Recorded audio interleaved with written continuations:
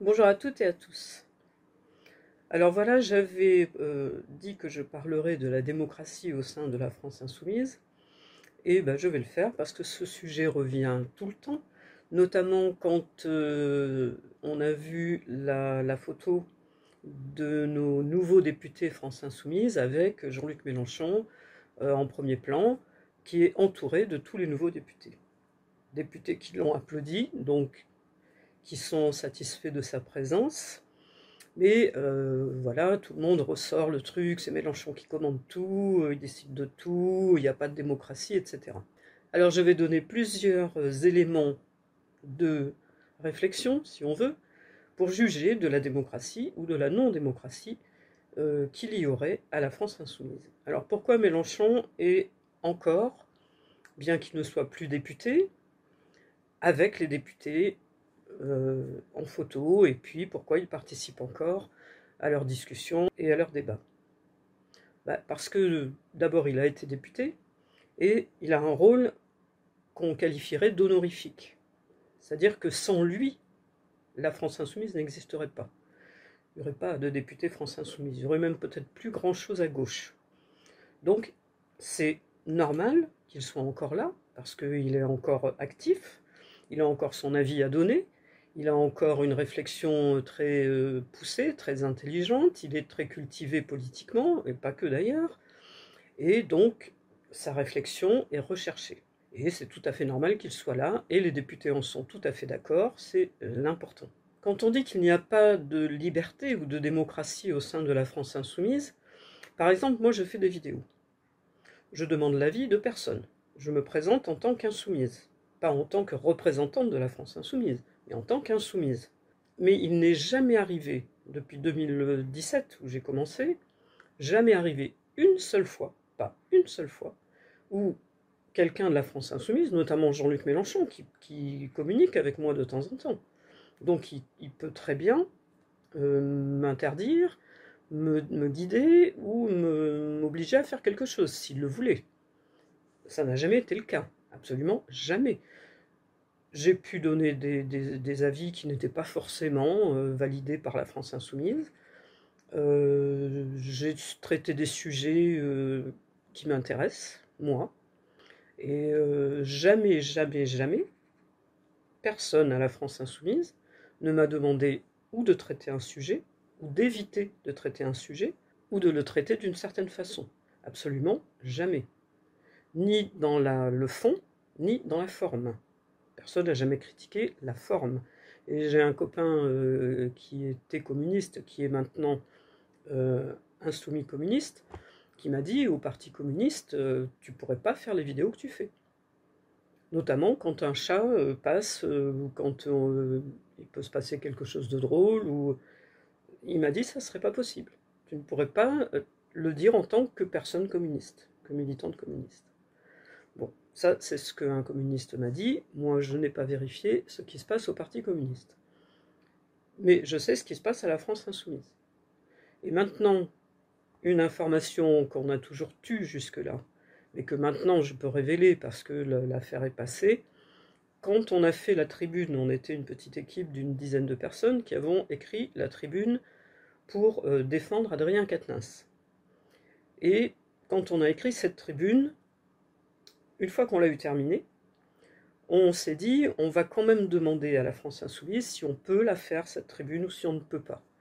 Donc j'ai contacté Jean-Luc Mélenchon lui-même, et je lui ai dit, je lui ai donné le texte, et je lui ai dit, qu'est-ce que tu penses? Est-ce qu'on peut la faire, la tribune, ou est-ce que c'est pas bien ou... Il m'a répondu en un seul mot, enfin en une seule phrase, faites comme vous le sentez. Voilà, ni plus ni moins. Il n'a pas donné son avis dessus. Il l'a pas interdite, il l'a pas dit c'est bien, il n'a pas dit c'est pas bien. Il a dit faites comme vous le sentez. Alors ça, si c'est quelqu'un qu'on va faire passer pour un dictateur, moi je veux bien.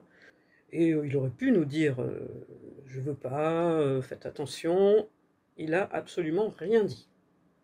Rien du tout. Voilà, ça c'est des points posés. Maintenant, je vais vous faire écouter ce que pense Geoffroy de la Gannerie, quelqu'un que j'estime beaucoup, sur le fait d'avoir une démocratie dans un parti politique ou une formation politique?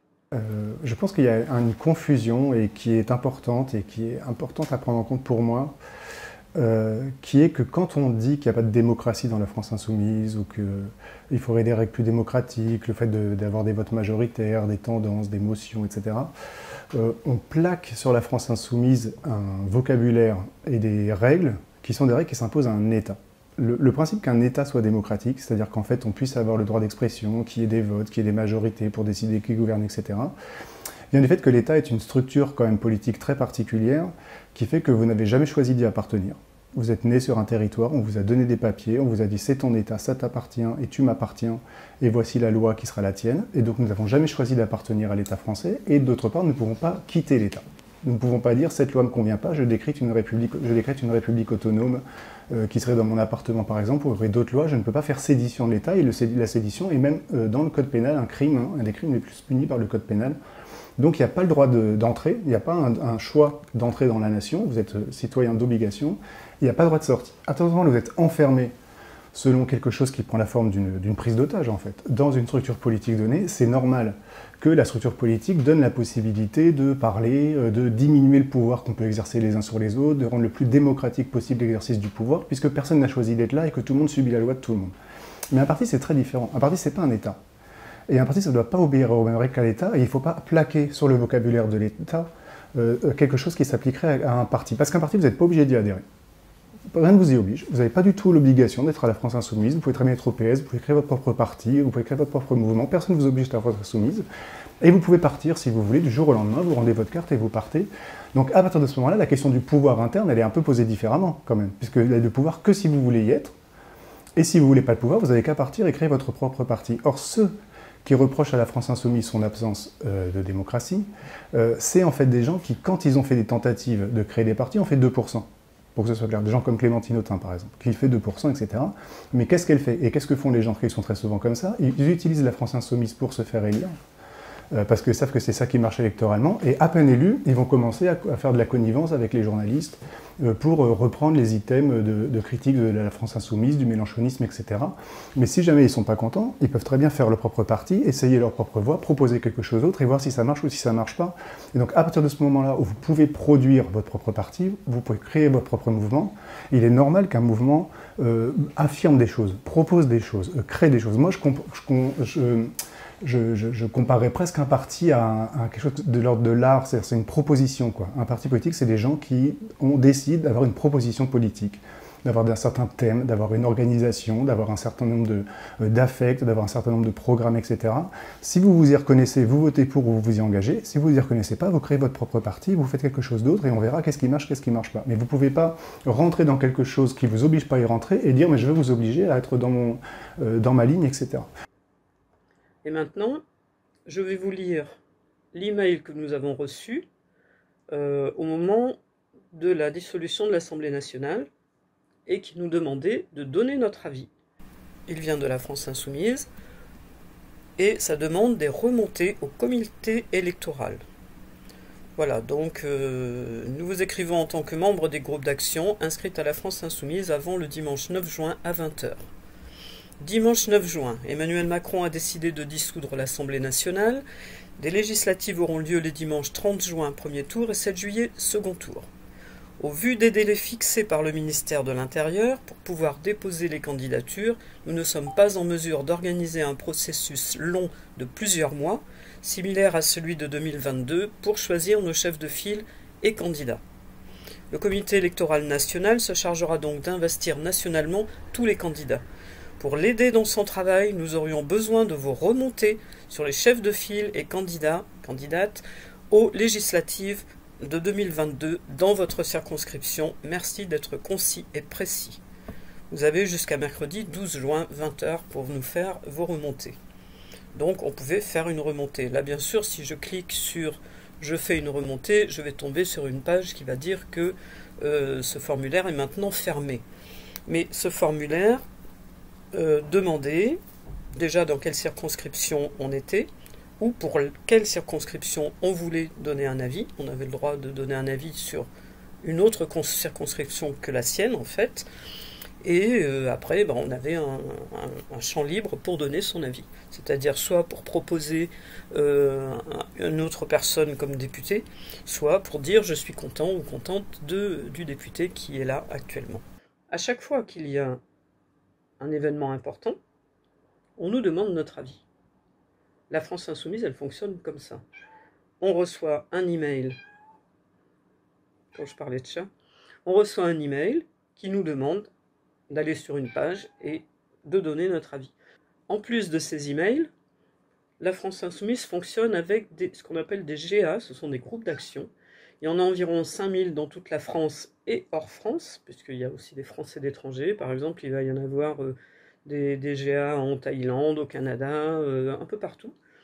Et ces GA, ce sont des groupes d'action, donc des gens qui font des actions, qui distribuent des tracts, qui font les actions de terrain, ils font du porte-à-porte, etc. Et les GA font des réunions de GA, et au-dessus des GA, il y a, enfin c'est pas au-dessus, c'est une formation qui va regrouper les GA qui le veulent bien. On n'est pas obligé d'en faire partie. Il y a ce qu'on appelle les boucles départementales. Donc dans les boucles départementales, il y a des réunions entre GA, et qui vont discuter de ce qu'ils voudraient, de ce qu'ils ne voudraient pas, qui vont faire des propositions. Ensuite, ces propositions sont remontées au national, de plusieurs façons.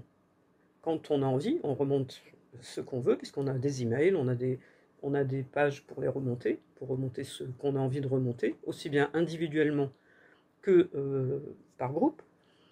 Et on a deux sortes de réunions. À peu près une fois par mois, Manuel Bompard qui gère tout ça, puisqu'il est coordinateur de la France Insoumise, et d'autres personnes qui sont plus particulièrement axées sur les GA, qui gèrent les GA, font une réunion virtuelle où tout le monde peut participer.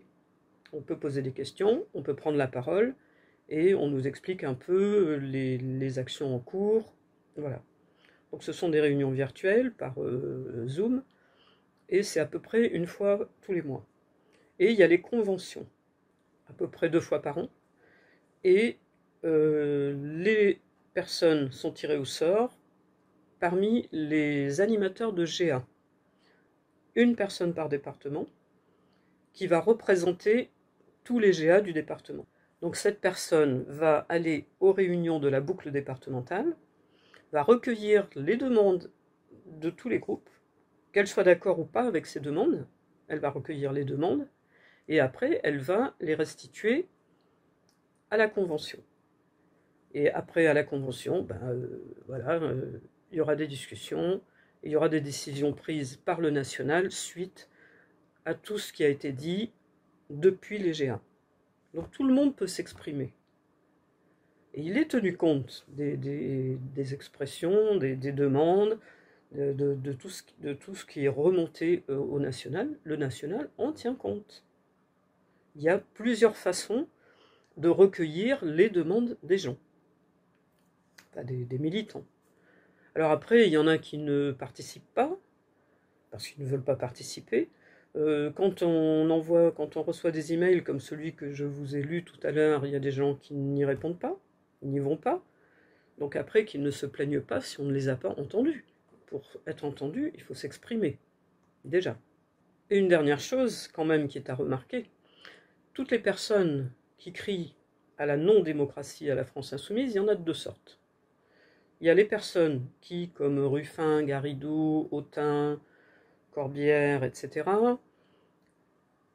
ont des idées, mais ces idées ne sont pas majoritaires. Ils se retrouvent minoritaires, mais ils voudraient imposer leur idée. Et vu que leur idée n'est pas majoritaire, quand on est 5 sur un groupe de 75 personnes, et qu'on veut imposer son idée, la non-démocratie, elle n'est pas du côté des 70 qui ne sont pas d'accord. Elle est du côté des 5 qui veulent imposer leur idée. C'est eux qui ne sont pas démocrates, en fait. La démocratie, ça n'est pas accepter toutes les idées, c'est accepter les idées majoritaires.